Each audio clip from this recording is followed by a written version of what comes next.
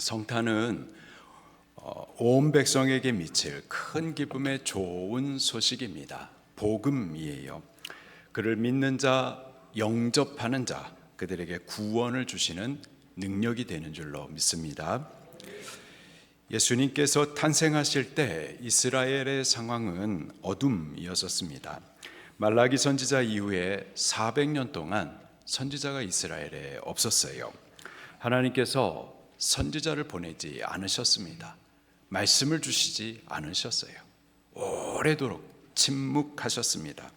그렇게 영적으로 암울했던 시기였었습니다. 정치적으로도 헬라 이후에 로마에 의해서 계속해서 통치를 받았습니다. 오랫동안 국권을 빼앗긴 채 이방인에 의해서 지배를 당하던 흑암의 시대였었습니다. 영적으로도 또 정치적으로도 소망이 보이지 않던 어둠의 시대, 바로 그때 예수님께서 이스라엘의 빛으로 또 소망으로 찾아오셨습니다. 오늘 이 성탄이 우리에게 그러한 의미와 능력이 되기를 예수님 이름으로 축원합니다. 절망적인 현실, 또 마음의 우울함, 영적인 침체, 그러나 오늘 예수님께서 그런 우리를 찾아와 주시는 줄 믿으시기를 바랍니다. 그 예수님을, 우리를 찾아오시는 그분을 우리의 소망으로, 빛으로 보고 또 영접할 수 있기를 예수님 이름으로 축원합니다. 예수님께서 탄생하실 때 애석하게도 예수님의 오심을 대막했던 사람들이 많지 않았었어요. 요한복음 1장에 보니 세상은 그를 알지 못했으며 자기 백성에게 찾아오셨으나 영접하지 아니하였다 증언하십니다. 겨우 몇 사람을 성경이 언급하고 있습니다. 과부로 살면서 성전에 올라 주야로 금식하며 기도했었던 안나 할머니, 그리고 이스라엘 그 민족의 위로를, 그 나라와 민족을 위하여서 기도하며 경건을 지켜왔었던 시므온 할아버지, 그리고 들에서 양을 치던 목자들, 그들이 전부였었어요. 그들만 그리스도를 대망하고 또 맞이할 준비를 하고 있었던 거죠. 또 심지어 마태복음 2장에 보게 되면은 예수 탄생의 소식을 들었었던 헤롯 왕 어떻게 했었나요? 큰 소동을 일으켰었습니다. 예수님을 죽이기 위하여서 예수님 태어난 날짜를 계산하면서 2살 아래의 남자아이들을 갖다 다 하수에 던져 죽여버렸었죠. 헤롯만이 아니었었고요, 예루살렘 전체가 소동했었습니다. 아무도 예수님의 탄생을 반기거나 기뻐하지 않았었던 거예요. 초림의 예수님은 그렇게 고요한 밤에 초라한 말구유에서 자기 백성의 환영을 받지 못한 채 조용히 탄생하셨습니다. 예수님께서 왜 이 땅에 오셨을까요? 예수님의 이름을 통하여서 그분이 이 땅에 오신 목적을 우리가 발견할 수가 있습니다. 예수님의 이름이 2가지가 있는데요, 첫째로 예수님의 이름은 임마누엘이십니다. 이사야 7장 14절에 보라, 처녀가 잉태하여 아들을 낳을 것이요 그 이름을 임마누엘이라 하리라. 임마누엘, 그 이름의 뜻은 하나님께서 우리와 함께 계신다입니다. 당시 이스라엘은 헬라와 로마 등 이방 나라, 특별히 적그리스도적인 불의한 정권에 의하여서 통치를 받고 있었습니다. 눈에 보이는 것들, 또 귀로 들리는 모든 것들이 다 암울하고 도무지 소망이 없었어요. 그러나 하나님이 우리와 함께 하신다, 우리를 버리지 않으신다, 그가 우리를 통치하신다라는 그 사실, 그 약속을 이루시기 위하여서 하나님이신 그분이 친히 사람의 몸을 입고 우리를 가까이 찾아와 주신 겁니다. 지금도 예수님은 임마누엘, 우리와 함께 하심을 믿으시기를 바랍니다. 당신의 영 곧 성령으로 지금 우리와 함께 하십니다. 우리 눈에 보이는 것들, 들리는 말들이 우리를 암울하게 하고 절망하게 해요. 그러나 우리는 보는 대로 믿거나 들리는 대로 믿기보다는 주님의 이름을 믿으십시다. 주님의 이름 임마누엘, 하나님께서 우리와 함께 하심을 믿으십시다. 주께서 우리와 함께 하시며 그가 우리를 통치해 주심을 믿으십시다. 우리의 가정도, 우리 기업도, 우리 교회도, 그리고 지금 빠르게 추락해가는 이 위태한 나라도, 그럼에도 불구하고 주님이 함께 하심을 믿고 그가 통치하심을 고백하십시다. 두 번째로 예수님의 이름은 구원자라는 뜻을 갖고 있어요. 마태복음 1장 21절에 아들을 낳으리니 이름을 예수라 하라. 이는 그가 자기 백성을 저희 죄에서 구원할 자이심이라 하니라. 우리는 다 죄인입니다. 죄 가운데 태어났어요. 죄 본성이 우리 안에 있어요. 그 죄성을 따라 지금까지 죄짓고 살아왔습니다. 끊임없이 죄를 범합니다. 그 죄 때문에 우리 인생에 저주가 가득해요. 그 죄의 싹스로 반드시 한번 죽어야 합니다. 죽음은 끝이 아니에요. 그 이후에는 심판이 있습니다. 두 번째 사망, 곧 영원한 사망, 지옥에 던져집니다. 모든 사람이 죄인이에요. 아무도 이 죄의 심판을 피할 수가 없습니다. 예수님은 그런 우리를 그 죄에서부터 구원하시기 위하여서, 이 지옥에서부터 건져내시기 위하여서 구원자로서 이 땅에 찾아오신 거예요.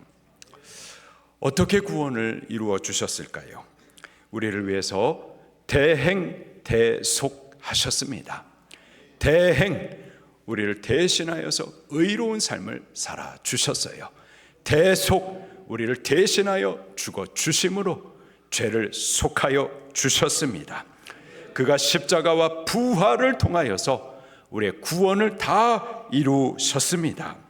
우리는 다만 그 사실, 예수님께서 이루신 그 복음을 믿기만 하면 되는 거예요. 그분을 우리의 구원자로, 주님으로 영접하면 구원을 얻습니다. 저주와 슬픔에서 건져 주십니다. 우리의 삶을 복되게 주관하십니다. 오늘 이 성탄절이 우리에게 그러한 구원을 주시는 능력이 되는 줄로 믿습니다. 지금 예수님을 우리의 구원자 주님으로 모시십시다. 그리고 그가 우리의 구원이 되어서 지금 이 저주 가득하고 슬픔 가득한 우리를 이 상황들 가운데서 건져주시고 그가 우리의 삶의 주인이 되어서 우리를 복되게 인도해 주시기를 예수님 이름으로 축원합니다. 지상에서의 사역을 다 마치신 예수님께서는 이제 하늘로 오르셨습니다. 그러면서 내가 다시 오리라 약속하셨어요. 요한계시록 22장 12절에서는 내가 속히 오리라 약속하십니다. 계시록 22장 20절에는 내가 진실로 속히 오리라 강조하여 약속하세요. 초림의 예수님께서도 약속대로 임마누엘로, 또 구원자로 이 땅에 오셨습니다. 마찬가지로 재림의 예수님께서도 약속하신 대로 반드시 다시 오십니다. 속히 다시 오십니다. 오늘 본문 말씀은요, 그가 약속하신 대로 다시 오실 때에 그 예수님을 기록을 해주고 있어요. 어떤 모습으로 오시는지, 오셔서 어떠한 일들을 행하시는지, 그때 세상에 어떤 일이 벌어지는지를 기록하고 있습니다.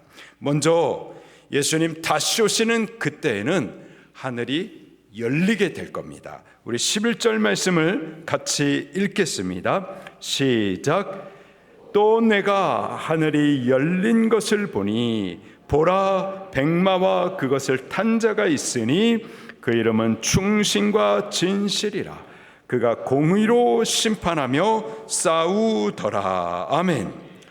초림 때 예수님은 말구유에서 조용히 태어나셨었어요.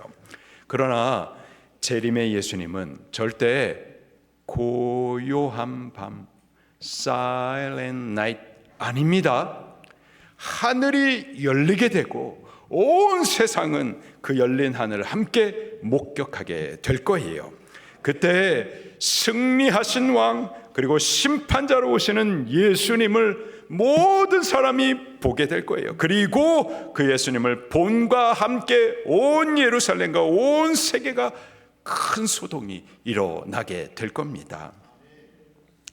그때 다시 오시는 예수님을 11절 말씀에 두 가지로 묘사를 해주고 있습니다. 첫 번째로 승리자로 묘사를 하고 있어요. 기록하기를 보라 백마와 그것을 탄 자가 있으니. 성경 문학적으로 백마라고 하면 승리를 상징을 합니다. 백마를 탄 자, 승리한 왕을 말하는 거죠.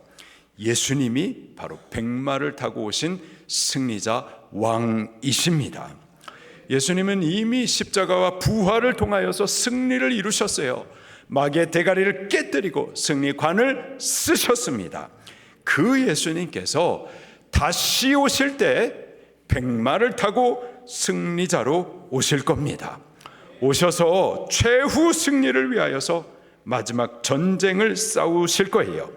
그리고 그때 사탄과 그 짐승, 거짓 선지자와 그에게 속한 세상 나라를 전능자의 맹렬한 진노의 포도도 틀에 밟아 심판하실 겁니다.